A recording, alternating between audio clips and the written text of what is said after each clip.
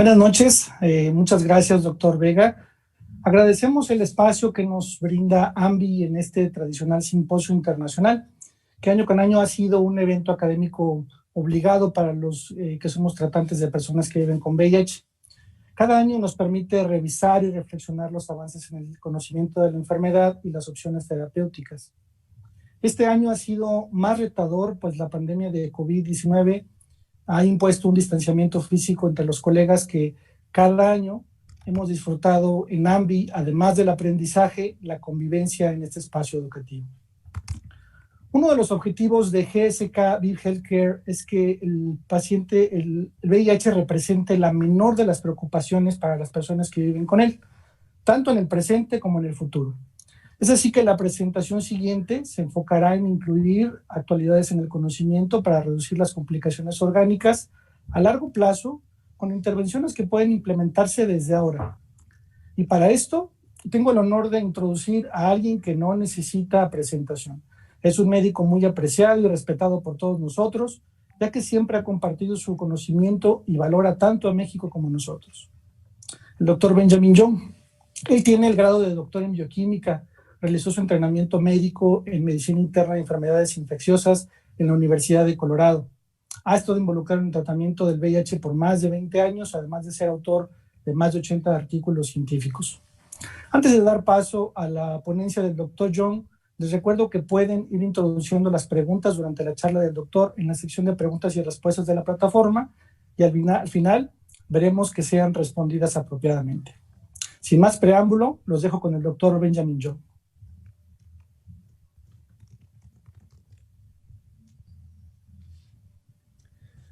Well, gracias, Dr. Marco. It's always good to see you. Gracias, doctor Marco. Qué gusto verlo, aunque sea a través de esta llamada por Zoom. También quiero expresar mi agradecimiento a AMBI por la oportunidad de dirigirme a ustedes, no nada más hoy, sino también el viernes. Creo que he estado asistiendo a las conferencias de AMBI casi 20 años ya, así es que les agradezco por participar en el 21º Congreso de AMBI.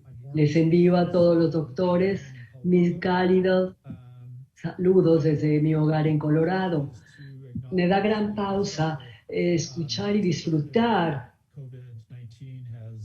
Y lamento mucho este problema de que el COVID nos ha extraído de nuestras comunidades, de nuestras familias, de nuestros colegas. Y esto debe de ser un momento de respeto para nuestros amigos y colegas y el doctor Jorge Duque Rodríguez, porque fue un miembro tan importante de la comunidad médica de VIH en México, y su presencia y su amistad y su liderazgo va a ser muy extrañado. Hoy en la noche, como miembro ahora de la familia ViV, quisiera continuar con la discusión que inició la doctora Su, y estoy pensando en hablar de las complicaciones relacionadas con temas no relacionados con SIDA, sino más bien otras dificultades de salud entre las personas que viven con VIH. Mi siguiente diapositiva muestra mis conflictos de interés. Como dijo el doctor Marco, durante los últimos casi 3 años he sido empleado de ViV Healthcare, en donde he formado un equipo de directores médicos globales. Trabajamos como embajadoras de aspectos científicos y medicamentos de la compañía y visitamos 60 países al año más o menos. Ahora ha sido un poco más difícil por las restricciones de viaje, así es que ahora doy estas pláticas virtuales. Pero hoy quisiera hablar un poco acerca de vivir con VIH. ¿Y cuáles son las herramientas en las que debemos de pensar? ¿Cuáles son los aspectos de manejo que debemos de considerar para cuidar mejor a las personas, a las comunidades que cuidamos? Para comenzar la conversación, me parece que esta diapositiva en particular, que la tomamos de la presentación de Julia Marcos este año, abre el camino y presenta los retos que tenemos. Ese es un análisis de Estados Unidos en la población población de personas que viven con VIH y población que no vive con VIH en el grupo Kaiser permanente.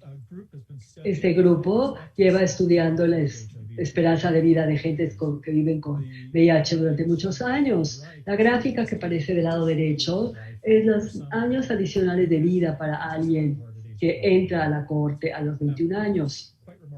Lo que es notable en la gráfica central es que entre las personas que viven con VIH hoy en día, la esperanza de vida ha mejorado, claro, conforme los medicamentos y los tratamientos han mejorado, pero entre ellos el cuidado y el tratamiento con antirretrovirales, con recuentos normales del CD4, la esperanza de vida es casi normal y 4.000 personas que viven con VIH y casi 400.000 personas negativas a VIH. O sea que la esperanza de vida, el sueño de tener una esperanza de vida normal en gente que vive con VIH, se ha obtenido y se puede obtener en estos grupos tan grandes de Estados Unidos.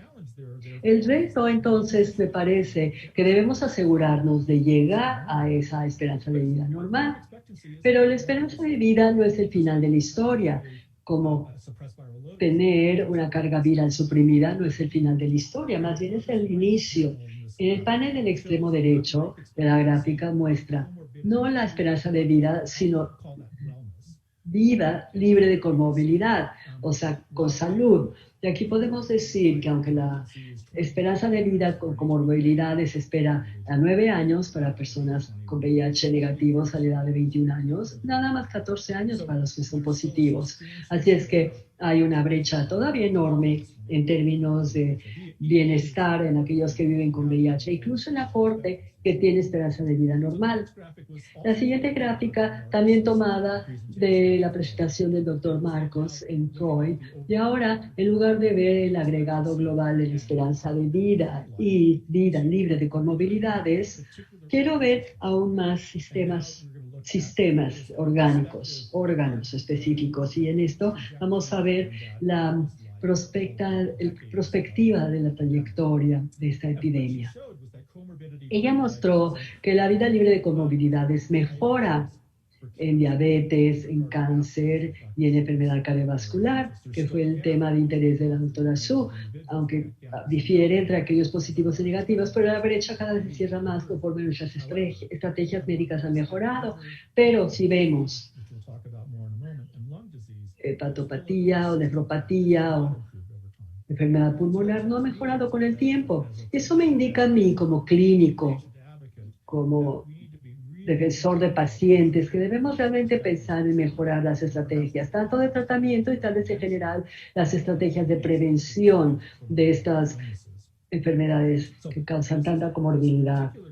Esta gráfica en particular ve un momento en el tiempo. La siguiente diapositiva habla acerca de diferentes mensajes, porque sabemos que conforme envejecemos,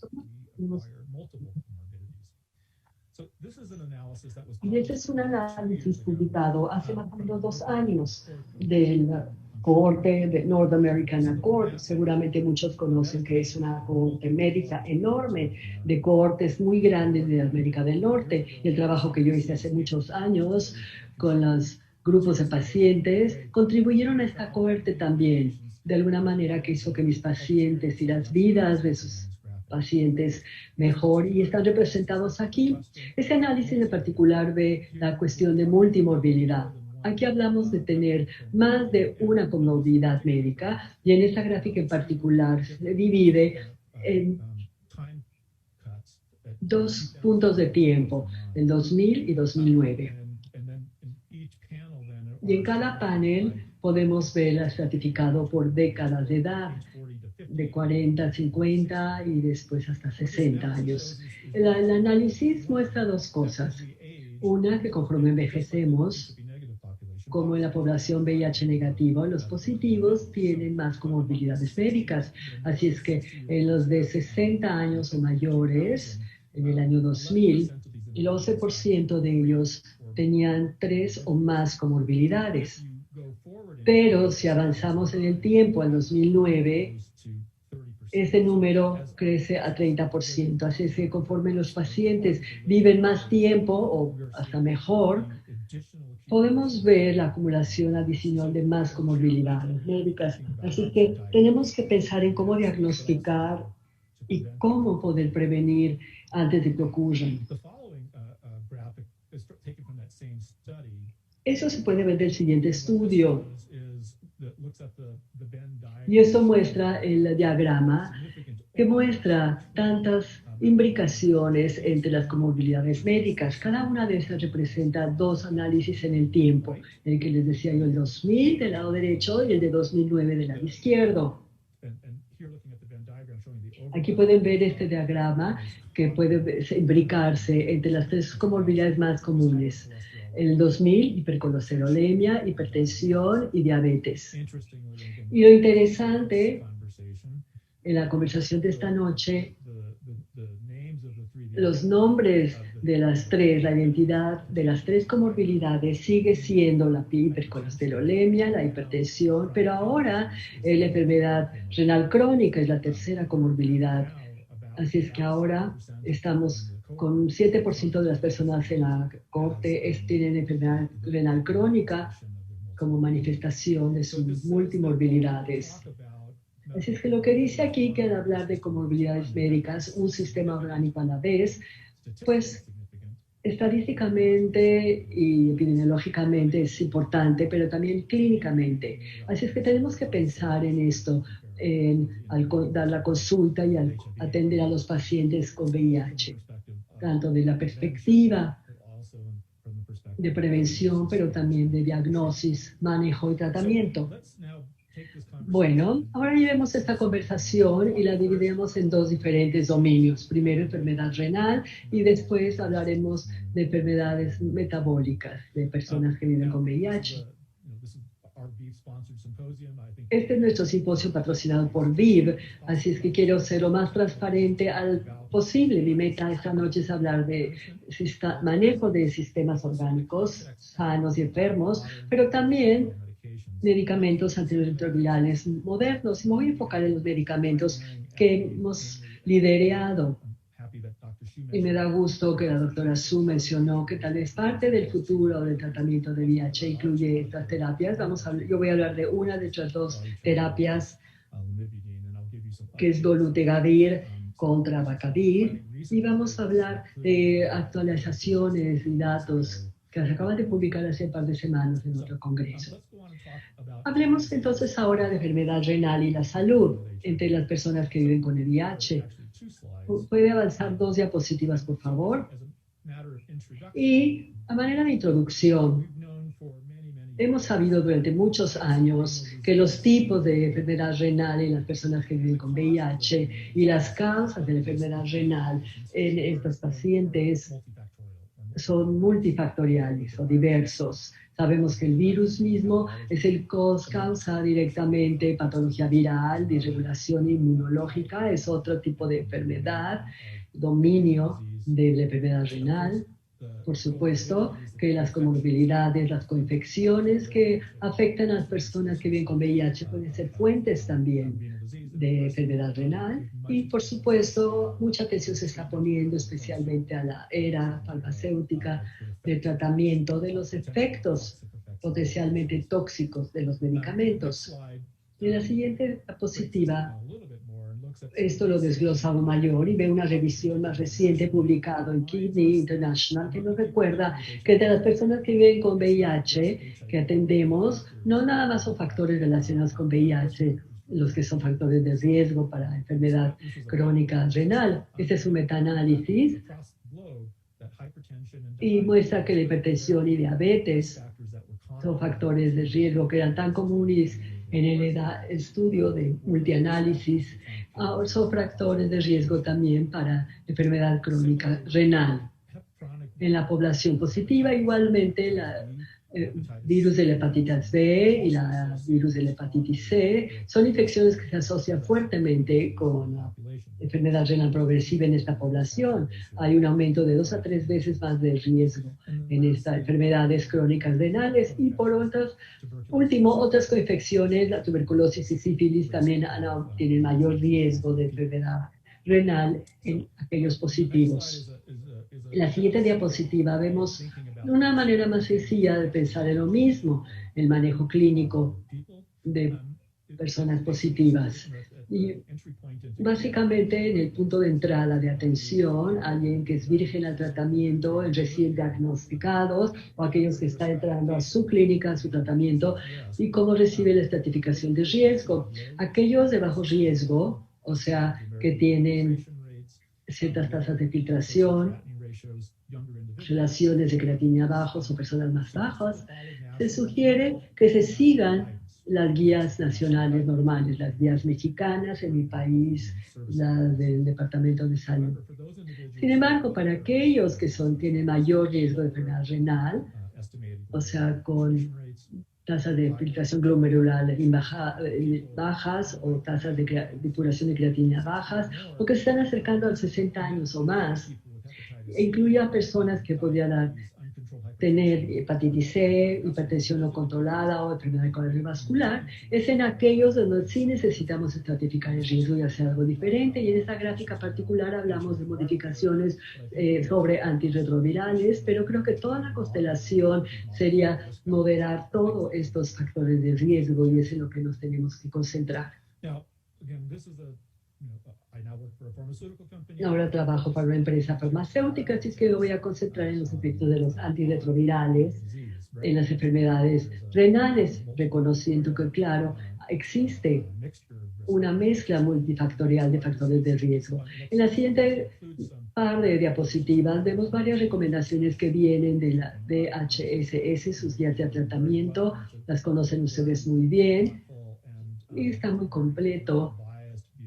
Y es una perspectiva nada sesgada de los datos y las recomendaciones de manejo. Esto nos recuerda que hay un rango de medicamentos antirretrovirales.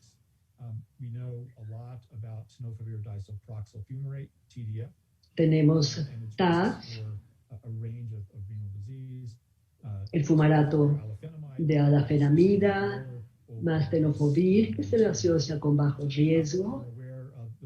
Y también conocemos el riesgo de fármacos resaltados como inhibidores de proteasa o bictegravir y emictegravir. Se asocian con disminuciones de secreción tubular de la creatinina sin reducir la proliferación glomerular. Así es que estar conscientes nada más de que hay muchísimas categorías de fármacos que se asocian con enfermedad renal. Quiero enfocarme ahora en, digamos, los agentes retrovirales modernos, los de la segunda inhibición, aquellos que son inhibidores de integrasa y los tratamientos que usamos hoy en día en México y en otras partes del mundo. En la siguiente diapositiva vemos una imagen reducida que está tomada del estudio clínico de Gilead, el 1489, doble ciego aleatorizado, para atender Biktarvy con nuestro medicamento Triavir, con inhibidores de integrasa y tasas muy similares de toxicidad renal. Estos son los cambios con el tiempo, no hubo diferencia entre los tres esquemas. Y en general, podemos decir que hay seguridad relativa con lo que se publicó en el estudio Lancet hace 3 años. Estas son buenas noticias en general. Esta transición a TAF se asoció con bajas tasas en los estudios clínicos de disfunción renal. Sin embargo, en la siguiente diapositiva es importante ver que casos de nefrotoxicidad, de acidosis tubular y el síndrome de Fanconi se han reportado ya en personas que son tratadas o que están iniciando un esquema con TAF. Y digamos que esto es análogo al viaje que hemos hecho con muchos otros antirretrovirales, como que con el tiempo hemos acumulado información adicional y experiencia más del mundo real. Y aumentamos la evidencia de casos raros de toxicidad.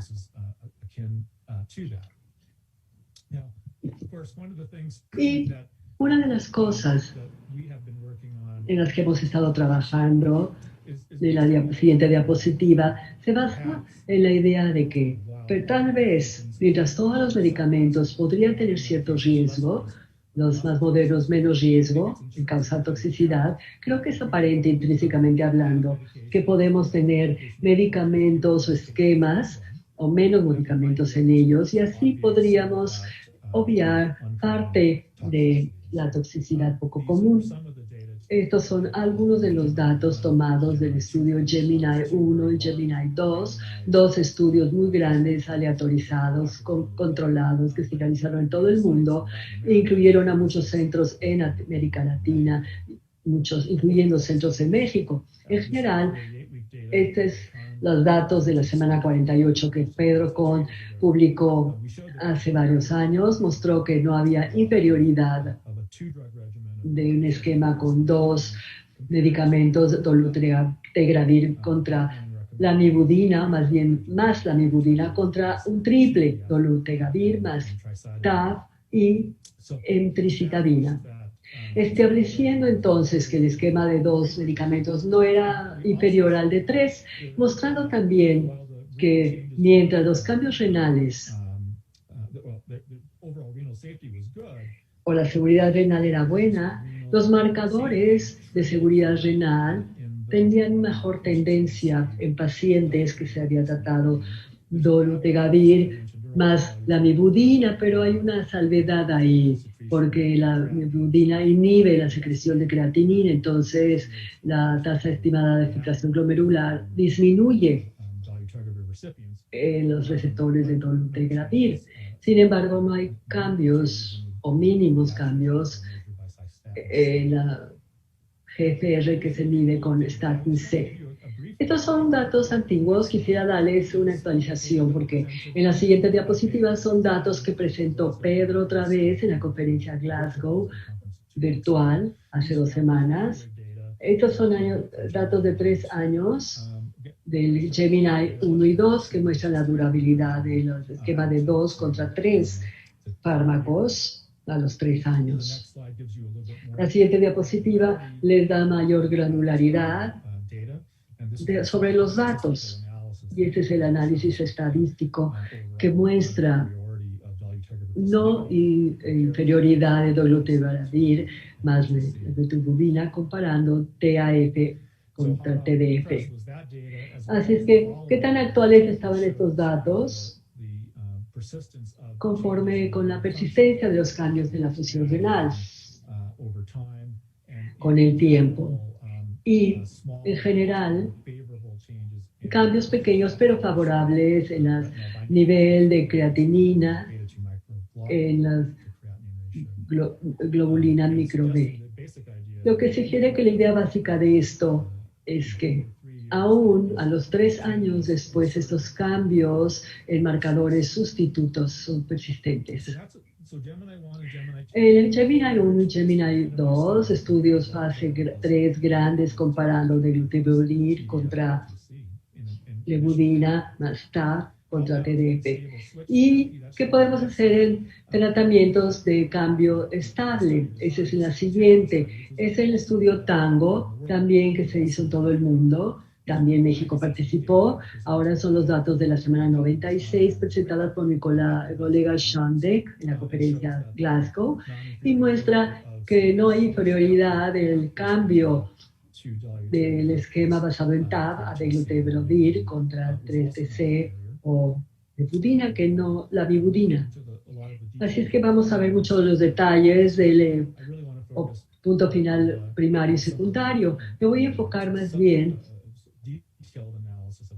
en un análisis detallado del estudio. En la siguiente diapositiva podemos ver que no hubo suspensiones virológicas en aquellos que recibieron dolutegravir más la mibudina. Eso en la siguiente diapositiva, por favor. No hay suspensiones por virología, a pesar de haber muchos niveles de falla virológica en el esquema basado en TAF. Aquí muestran los biomarcadores renales y el cambio de TAF, el esquema basado en TAF, a dolutegravir contra la mibudina.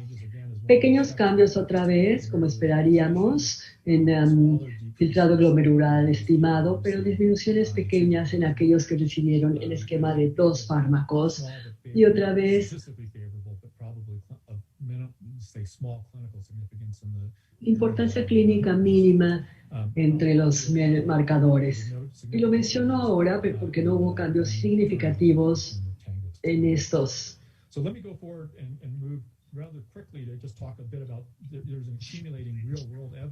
Déjenme hablarles de la evidencia que se acumula, de evidencia de la vida real sobre el uso de dolutegravir más lamivudina. Estos datos provienen de diferentes partes del mundo y las poblaciones de estos estudios son bastante heterogéneas, de alguna manera diferentes, pero los datos se alinean con los datos, los reafirman de acuerdo con los estudios Gemini y Tangle. Creo que van a generar interés muy importante en los próximos años. Y finalmente, déjenme hacer una rápida revisión de las guías del Departamento de Salud y Servicios Humanos. Nos dan información, nos dan una guía sobre el manejo de los efectos renales, cómo cambiar de un fármaco potencialmente dañinos a otros, cambios de TDF a otros esquemas que no contienen TDF, que incluyen abacavir o TAF. Y también por primera vez incluyen recomendaciones de cambio de los esquemas con 2 fármacos que convienen 3-TC o FTC. Reconocen también que los inhibidores de la proteasa potenciados podrían ser causa de toxicidad y recomiendan hacer el cambio. La última diapositiva de nuevo es un resumen tomado de Kidney International y nos recuerda que tenemos que hacer tamizaje de las personas para ver si tienen riesgo de enfermedad renal crónica. Debemos manejarlos, monitorearlos. Hay que monitorear diferentes funciones de su riesgo general. Es necesario evitar fármacos tóxicos, ya sea para el VIH u otro tipo de fármacos. Esta diapositiva es un resumen de la enfermedad renal. Nos recuerda que la enfermedad renal es multifactorial. La hipertensión, la diabetes, las coinfecciones pueden ser problemáticas. Nos recuerda, aunque no lo mencioné aquí, que las interacciones medicamentosas son un área particular de preocupación a medida que declina la función renal de las personas con la edad. Pero la enfermedad renal se puede manejar. Puede llevar a diálisis e incluso trasplante renal, de acuerdo con estudios a gran escala de todo el mundo. Pero quizás lo más importante de todo es que incorporar la salud renal en los cuidados a largo plazo de personas con VIH es algo en lo que todos deberíamos pensar. Déjenme hablarles ahora del segundo sistema de órganos. Quiero hablarles de las osteopatías.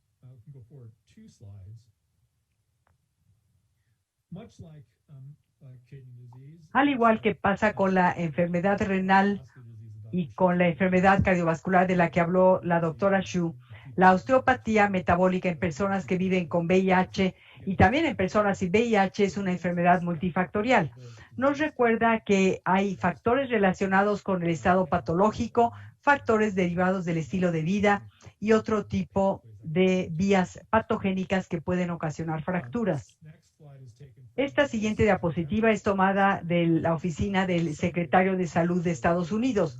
Del lado derecho resume la gran cantidad de factores que se han asociado con la osteopatía metabólica y osteoporosis en la población general, que incluyen factores que tienen que ver con el estilo de vida, con el estado patológico, y muchos de ellos comparten niveles elevados de inflamación como una característica común o factor patogénico común.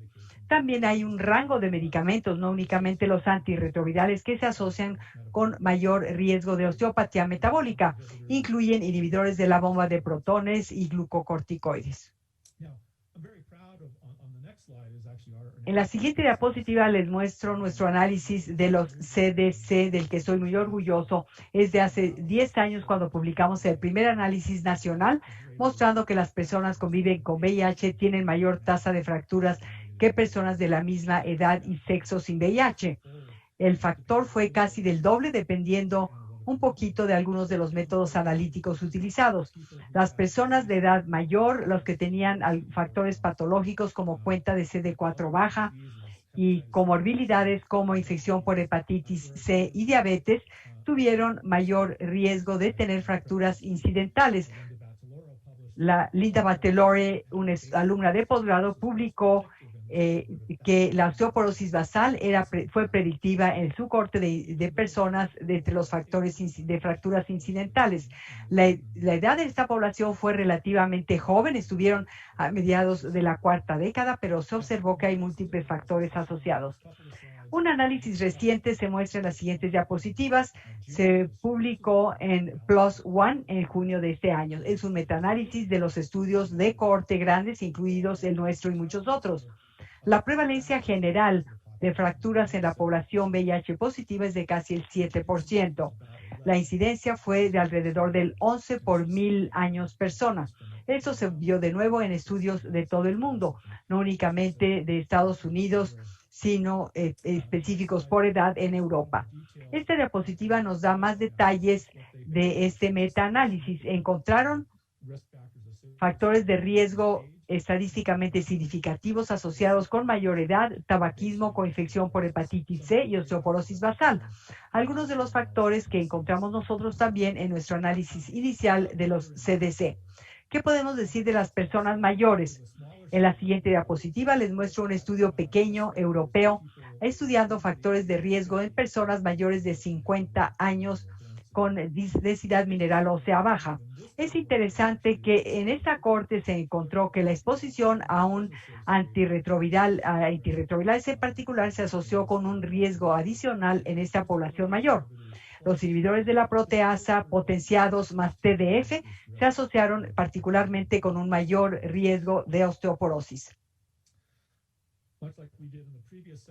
Como mostramos en la sección previa, quiero hablarles que reconocemos que existen múltiples factores y no solo son los antirretrovirales que se asocian con este estado patológico. ¿Qué podemos decir de los antirretrovirales modernos y la densidad mineral ósea y las fracturas? La mayoría de los datos aquí provienen de un número limitado de estudios. Su objetivo no fueron las fracturas, sino la densidad mineral ósea. Hemos sabido desde el principio de la era de la terapia triple que si iniciamos la terapia retroviral en personas, la densidad mineral ósea baja precipitadamente en los primeros meses de tratamiento. Después alcanza una meseta. Esto es exactamente lo que se observó en el estudio de Gilead que comparó Biktarvy con Trimec. Hubo una declinación inicial de la densidad mineral ósea de alrededor del 1%. Se estabilizó en una meseta y así se mantuvo.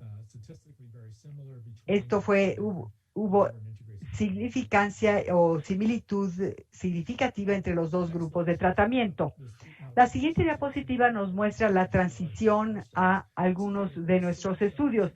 Estos son datos del estudio SWORD, que tomó a personas con terapia triple estables y se les aleatorizó a continuar con su esquema. Esto es en naranja, contra cambiarlos a la terapia doble de dolutegravir más rilpivirina. En negro es un esquema sin TDF. En las personas que suspendieron los nucleócidos hubo una mejora estadísticamente significativa en la densidad mineral ósea de más de 1.25, casi un aumento de casi 1.5 en la densidad mineral ósea a un año. Esto sugiere que es posible modificar la pérdida de la densidad mineral ósea en estas personas o en la parte estable de la trayectoria del tratamiento. ¿Qué podemos decir de dolutegravir más lamivudina? Estos son datos del estudio Gemini.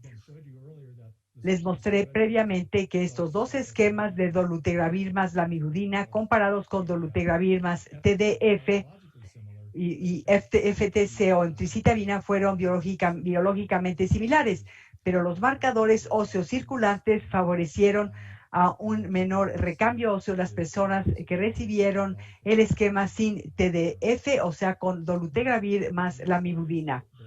En la siguiente diapositiva tenemos los datos que presentó Pedro Kohn en la reunión de Glasgow. Vemos las mismas tendencias que observamos a las 48 semanas que persisten hasta los 3 años. Hay menor recambio óseo en las personas que recibieron dolutegravir más 3-TC. La siguiente diapositiva muestra algunos datos de la evidencia del mundo real. Son estudios clínicos grandes, no aleatorizados, que también se alinean con los datos que vimos en los estudios Gemini. Estos estudios vienen de una corte italiana. ¿Qué es lo que significa todo esto? La siguiente diapositiva es un poco antigua, sin embargo, ha habido una publicación contemporánea es una publicación de Todd Brown y colaboradores de hace 5 años, pero nos proporciona un algoritmo para abordar la pregunta de cómo manejar la salud ósea en personas positivas. Nos dice que sí tenemos que pensar en hacer un tamizaje. Ese tamizaje se puede realizar de diferentes maneras. Es importante decir que este es un algoritmo que se basa en recomendaciones para la población de Estados Unidos, donde tenemos acceso a dexitometría o DEXA. Pero FRAX es otro algoritmo que trata de resolver esto haciendo una evaluación del riesgo diferente.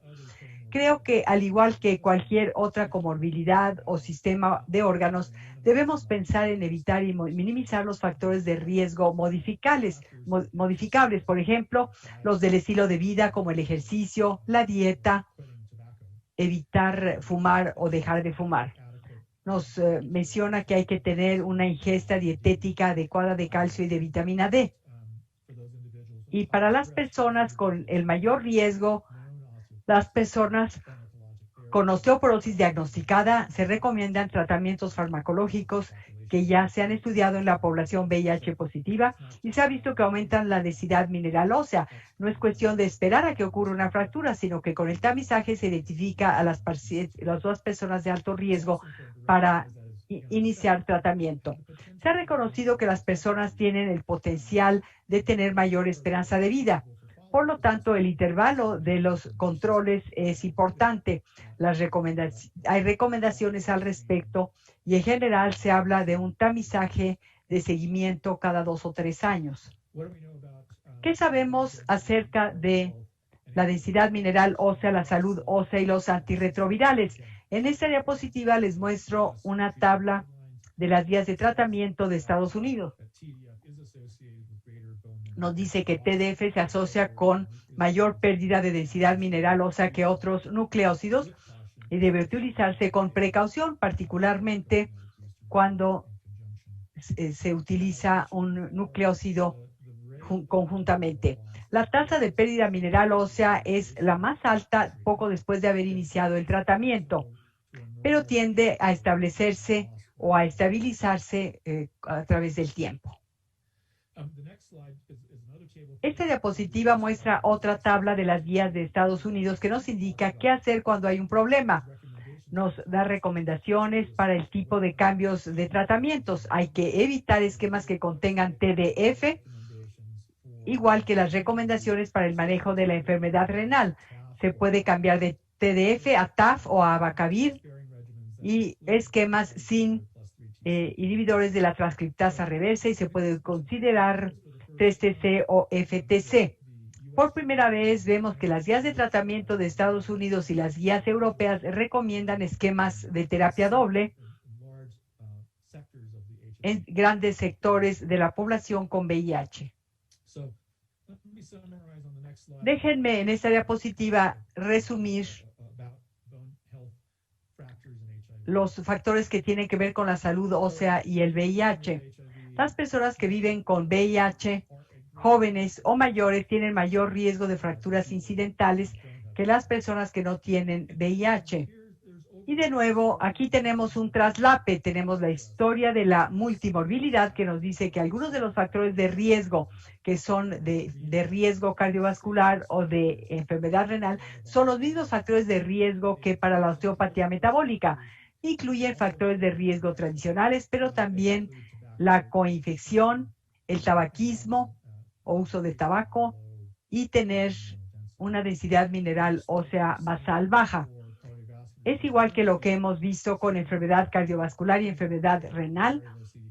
presentarse al tratamiento con una cuenta baja de CD4 es un factor de riesgo, pero a medida que mejoramos el continuo de atención y logramos incorporar a las personas diagnosticadas en el tratamiento, esto representará una menor preocupación. Sabemos que a corto plazo el tratamiento de la osteoporosis es efectivo para restablecer la densidad mineral ósea, pero sigue habiendo brechas del conocimiento y no sabemos si esto reduce el riesgo total de fracturas. Como dijo la doctora Xu para la enfermedad cardiovascular y yo dije para la enfermedad renal, hay que incorporar la prevención y el manejo de este sistema de órganos, esto en los cuidados a largo plazo, y esto es algo que se recomienda enfáticamente. Déjenme concluir entonces diciendo que actualmente la esperanza de vida para las personas VIH positivas puede ser normal. Necesitamos recalibrar la manera en que estamos abordando los cuidados para la enfermedad por VIH, cómo abordamos el diagnóstico, el continuo de cuidados para las personas que viven con VIH, porque ya la idea de mejorar la sobrevida de corto plazo ya no es lo ideal. La esperanza de vida puede ser normal, pero sabemos que incluso en el mejor de los casos, el bienestar libre de enfermedades todavía está atrasado, porque sabemos que las personas a quienes atendemos tienen mayor riesgo que las personas que son VIH negativas. Hay que recordar que no todo tiene que ver con el VIH. Estas enfermedades de órganos blancos son multifactoriales e incluyen muchas cosas que no tienen que ver con el VIH, pero hacer tamizaje y tener un abordaje preventivo y el manejo de la enfermedad renal y la salud ósea deben ser parte del cuidado rutinario. Después del diagnóstico, esto debería ser parte de lo que hacemos. Aunque el riesgo de toxicidad medicamentosa ha mejorado vastamente en los 30 años que tenemos de tratamientos antirretrovirales, los medicamentos de todos modos pueden ocasionar toxicidad. Hay que estar conscientes de estos riesgos y hay que manejarlos proactivamente y reactivamente mientras los pacientes reciben tratamiento. Les mostré algunos de los datos de largo plazo que están evolucionando para dolutegravir más lamivudina. Les di algunos datos que tienen que ver con la salud renal y la salud ósea que creo apoyan la narrativa de que al menos este esquema doble tiene eficacia virológica a largo plazo sin el riesgo adicional virológico y quizás con datos que sugieren que puede haber mejoras en el virus circulante. Y finalmente, podemos decir que a fin de cuentas, me quiero referir a los hombres y mujeres inteligentes que redactan las guías de todo el mundo. Las guías, tanto para el VIH como para el manejo específico de los órganos, nos dan el tipo de recomendaciones que debemos pensar en incorporar en los cuidados cotidianos de los pacientes que atendemos. Aquí finalizo mi conferencia. En la siguiente diapositiva les quiero decir muchísimas gracias. Ojalá y pudiéramos estar todos juntos en México para brindar y para compartir una deliciosa cena. Generalmente esto era la mejor parte de ser el último conferencista de la noche, el hecho de que me invitaban a cenar todos. Espero que esta conferencia haya sido informativa para ustedes. Me dará mucho participar en la sesión de preguntas y respuestas. De nuevo, doctor Vega, le agradezco mucho esta invitación para participar en el Simposio Internacional de la AMBI de este año y también el viernes en la noche. Haré ahora una pausa y le daré la palabra al doctor Marco Banda. Muchas gracias, doctor Benjamin John, por su presentación. Ahora pasamos a la sección de preguntas y respuestas. Tenemos ya varias preguntas. Doctor, la primera pregunta dice, en regímenes antirretrovirales no potenciados, ¿cuáles serían las ventajas de TAF sobre TDF?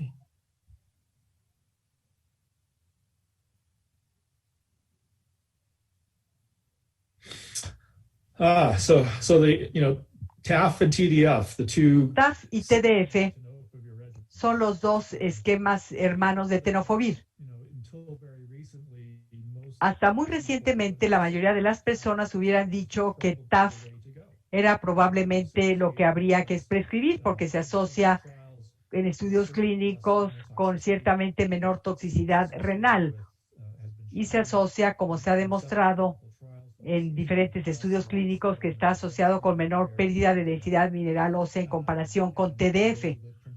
Y estas son las principales toxicidades características de TDF. Ahora, la mala noticia de esta historia es que se ha observado que las personas que reciben TAF, particularmente combinado con los inhibidores de la integrasa de segunda generación, con Biktarvy y dolutegravir, estas personas parecerían subir más de peso que las personas que reciben TDF. Además de esto, tenemos el aumento de peso asociado con TAF y no sabemos cuánto de la baja de peso se asocia con TDF.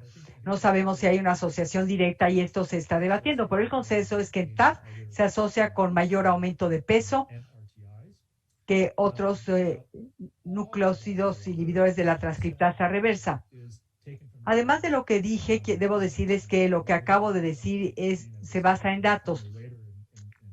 En una sesión plenaria en el Congreso se habló de esto del aumento de peso, pero gran parte de estos datos provienen de personas que están iniciando el tratamiento. Como dijo la doctora Xu, esa es una población diferente que las de las personas que están estables durante el tratamiento. Sus niveles de marcadores inflamatorios son diferentes de los de quienes están estables. Creo que tenemos aquí huecos de los datos y la pregunta relevante es ¿cuál es la contribución real del antirretroviral a la modificación del peso corporal en contraste con el retorno a la salud normal? No me gusta ser este tipo de profesor, pero les diré que en el número de esta semana de Clinical Infectious Diseases se hizo un metaanálisis de seguimiento de los estudios de Gilead, de 8 estudios clínicos publicados por Paul Sachs, y reiteran precisamente esto. Les recomiendo que lean este trabajo y el editorial que se publica allí. Habla acerca de estas tendencias y del hecho que hay diferencias, pero gran parte de los datos se refiere al tratamiento inicial, mientras que hay una población, la experiencia es de una población mixta o heterogénea que regresa a la salud normal, particularmente las personas que inician el tratamiento tardíamente en comparación con los que llegan al tratamiento con cuenta de CD4 normal o que al momento del cambio estaban estables. La evidencia de esto proviene de la observación de que en el análisis de los datos y otros, las personas que subieron más de peso fueron los que llegaron al tratamiento con una cuenta baja de CD4 y carga viral alta. Esto sugiere que existe un componente de aumento de peso que está asociado con el retorno a una salud normal. De nuevo, esto se complica con cualquier cambio intrínseco o patológico que pudiera asociarse con los tratamientos. Gracias, doctor. Tenemos más preguntas. Una pregunta dice, si conoce usted algún reporte donde se muestre el incremento en la incidencia de enfermedad renal en personas que toman inhibidores de integrasa asociado a obesidad.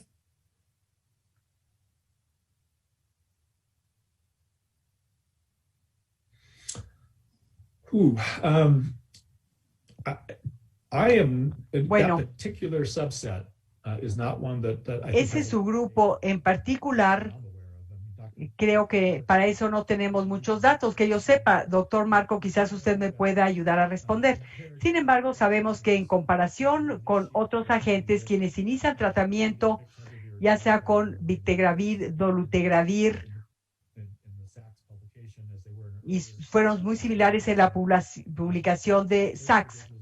Esas personas se observa que aumentan más de peso que las personas que reciben un inhibidor de la proteasa o tratamiento con un no nucleósido. Pero si el aumento de la obesidad se asocia con mayor riesgo de enfermedad renal, pues creo que no lo sabemos. ¿Cuál es la disminución del filtrado glomerular con la edad en personas que viven con VIH?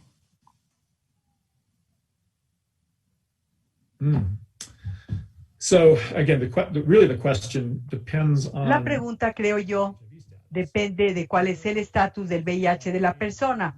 A medida que todos envejecemos, vemos 1% de la filtración glomerular por año, que es un número impresionante, similar a lo que se pierde de densidad mineral ósea, un 1% al año.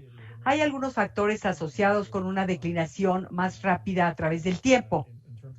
Y en términos de la población VIH positiva, creo que estos factores, y quizás voy a generalizar sobre esto, pero puedo decir que las personas que tienen otros factores de riesgo como hipertensión y diabetes definitivamente tienen mayor riesgo de una declinación más rápida de la filtración glomerular con la edad. Es necesario tener presente el riesgo que representa la polifarmacia en las personas a medida que envejecen y el riesgo de comedicación o de polifarmacia. Creo que en términos generales, en una persona con un VIH bien manejado y bien controlado, lo que ocurre es que la trayectoria del riesgo se aproxima a la de las personas sin infección por VIH. No es exactamente igual, pero puede ser similar. Por lo tanto, creo que gran parte, los factores claves son manejar y suprimir el VIH con tratamientos modernos que sean bien tolerados y que permitan mantener la supresión viral. Esto nos permite darnos el lujo de, 1, reducir el riesgo intrínseco de las terapias antirretrovirales, quizás tener cambios estables de ser adecuado o cambios cuando la enfermedad está estable, pero esto nos lleva a redoblar los esfuerzos de la prevención y manejo del resto de los factores de riesgo modificables, como curar la hepatitis C, reducir el tabaquismo, etc. Otra pregunta dice, en un paciente con alto riesgo, dice alto riesgo, no dice enfermedad, alto riesgo de enfermedad renal, ¿tú prefieres esquemas con TAF o un esquema de 2 fármacos?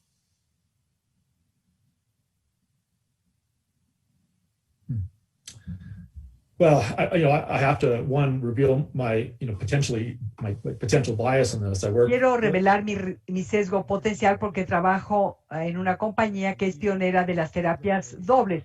Creo que la terapia doble no debe utilizarse si hay mayor riesgo de falla virológica, en primer lugar. Creo que hemos demostrado en los estudios aleatorizados y en la evidencia del mundo real que no tenemos un riesgo medible de falla virológica en las personas que inician el tratamiento con dolutegravir más lamivudina. Este sería el punto de partida para la conversación. Si un esquema con TAF es mejor que dolutegravir más lamivudina.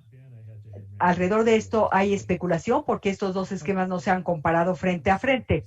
Sin embargo, podemos decir con confianza que hay un riesgo bajo de nefrotoxicidad por dolutegravir o lamivudina.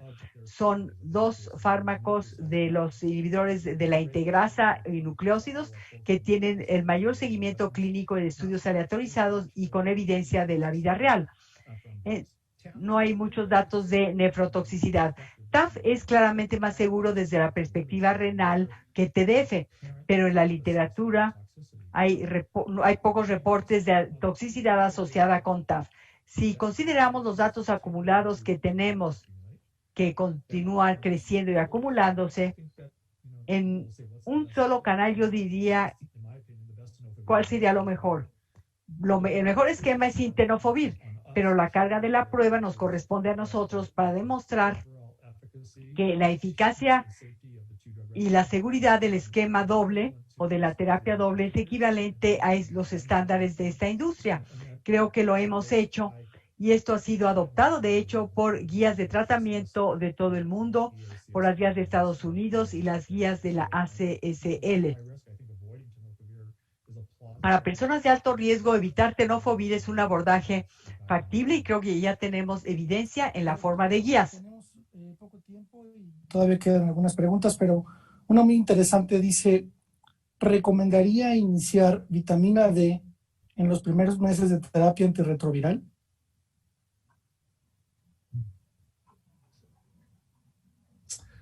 Fascinating question. Es una pregunta fascinante que ha sido el tema de muchos estudios clínicos, incluyendo uno de la ACTG de hace unos años.